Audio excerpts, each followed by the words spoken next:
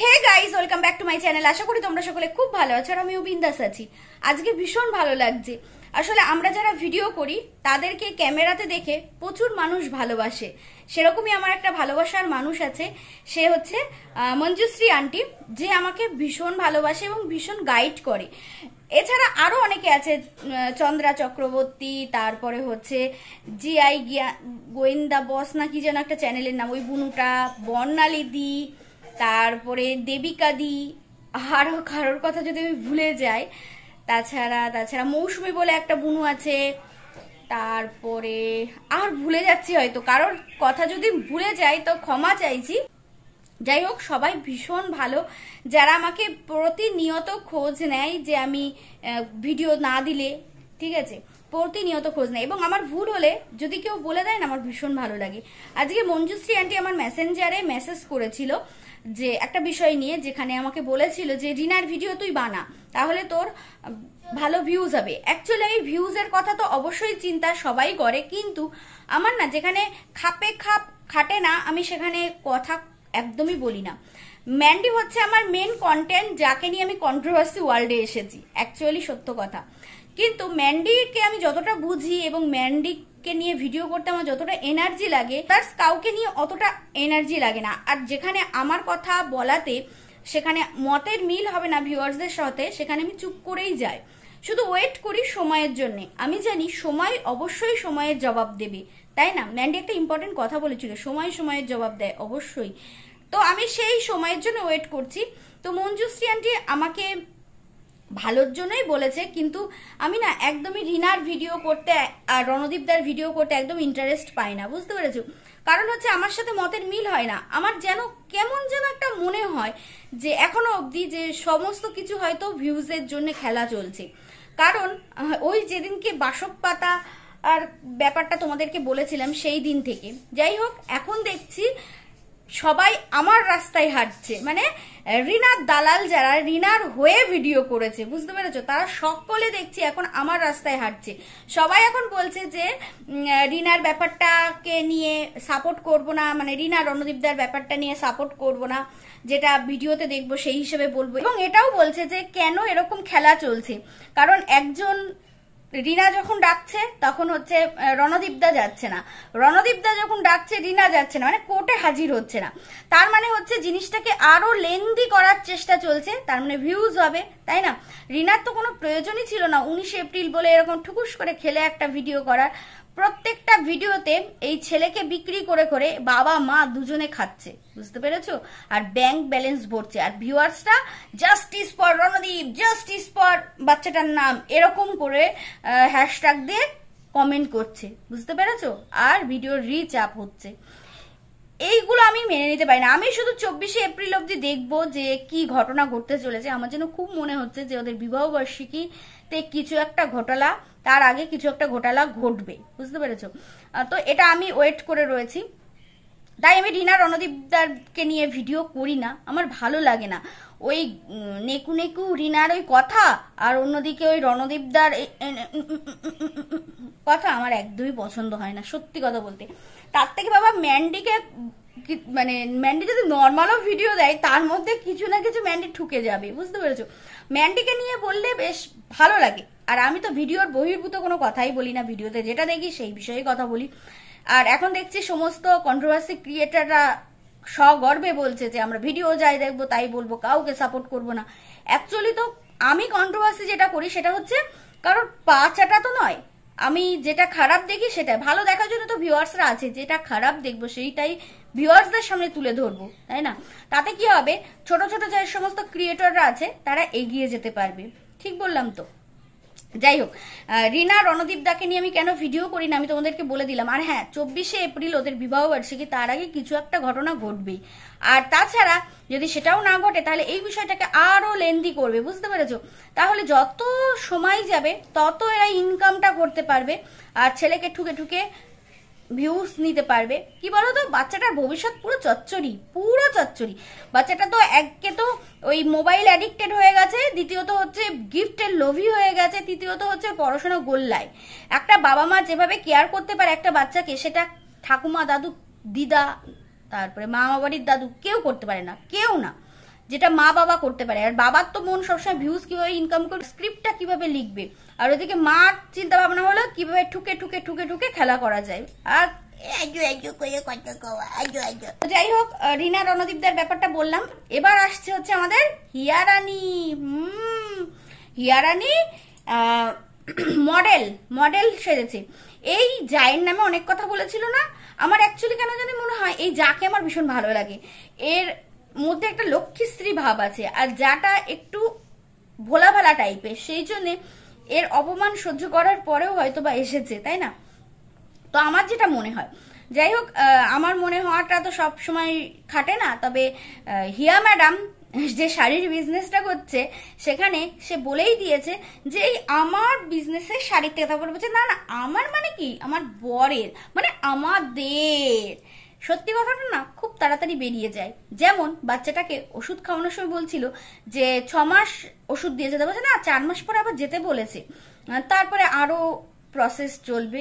যেহেতু বাচ্চাটাকে সামনে রেখে হিয়া ম্যাডাম টাকাটা ইনকাম করছে আর আত্মসাৎ করছে, সেহেতু বাচ্চাটার এই যে শরীর খারাপ ওষুধ, এটা যতদিন টানতে পারবে ততদিনই লাভ, তাই না? বাচ্চাটা সুস্থ হয়ে গেলেও হয়তো বা এই মা যা টাকার লোভিয়ে বলবে না যে সুস্থ হয়েছে। যাই হোক, কি বলতো, পরের ধনে পোদ্দারি করে বেশি দিন চলা যায় না, এটা আমার মনে হয়। এবার বলি, হিয়া ম্যাডাম আবার সেকেন্ড জেফার হতে যাচ্ছে। মানে ইউজ করা শাড়ি, তোমরা প্রত্যেকদিন লাইভে একটা করে ইউজ করা শাড়ি পাবে, যেটাকে ভাঁজ করে আবার প্যাকিং করে সেকেন্ড হ্যান্ড মালপত্র তোমাদের কাছে পৌঁছে যাবে। ফার্স্ট হ্যান্ড কিছু পাবে না, ইউজ করা সেকেন্ড হ্যান্ড মালপত্র পাবে, বুঝতে পেরেছো?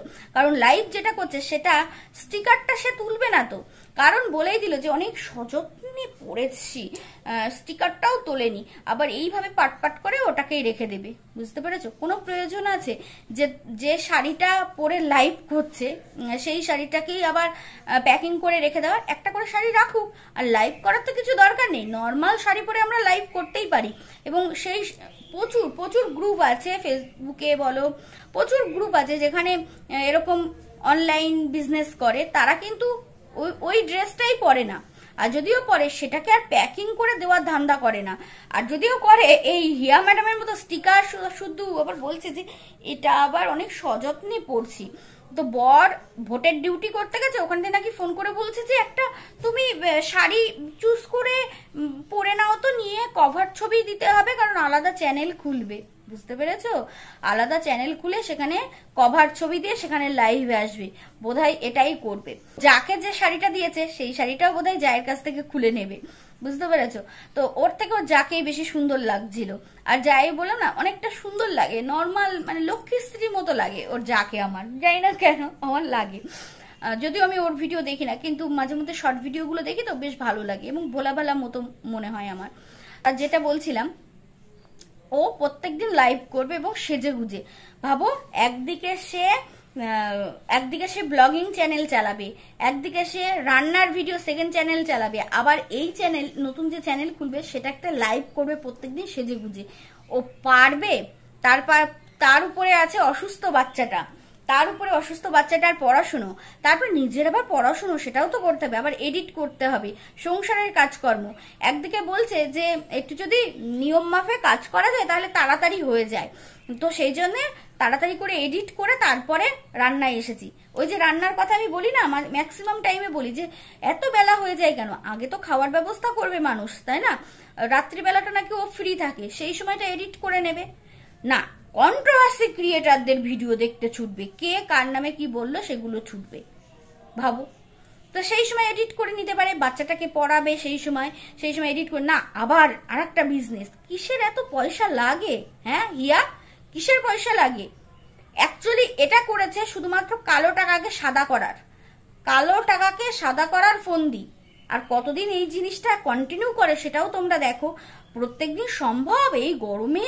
তারপরে সংসারে কাজকর্ম করে আবার মেকআপ করে বসো যে লাইভ করতে হবে। আর লাইভ করতে বসে তো এমনি কিছুক্ষণ, ধরো আমি যেমন দুটো চ্যানেল চালাই, তো আমাকে এই 10-15 মিনিট বা 20 মিনিটের একটা ভিডিও বানাতে হয়, এডিট করতে হয়, বরমশাই থাম্বনেল করে আমি পাবলিক করি, ঠিক আছে?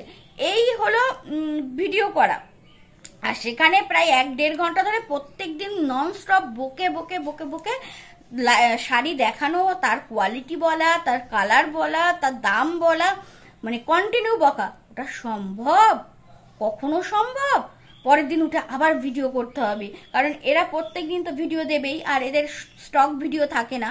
তাছাড়া একঘেয়েমি যখন ডেলি ব্লগ হয়ে যাবে পাবলিক, তখন দেখবে না, তখন নতুনত্ব ভিডিও করতে হবে, কোনো নতুনত্ব কন্টেন্টের উপরে ভিডিও করতে হবে, তাই না? এর দ্বারা সম্ভব? এ আবারও হঠকারী সিদ্ধান্ত নিল, আবারও হঠকারী সিদ্ধান্ত। যদি এই যে প্রত্যেকদিন ভিডিওর মধ্যে 2-1টা করে শাড়ি দেখাতো, তাও একরকম, যে হ্যাঁ পাবলিক শাড়িটাগুলো দেখলো, দেখে চুজ করলো, ওখান থেকে সেল হলো। আর এটা করার কোনো দরকারই নেই যাদের মান্থলি ইনকাম এত।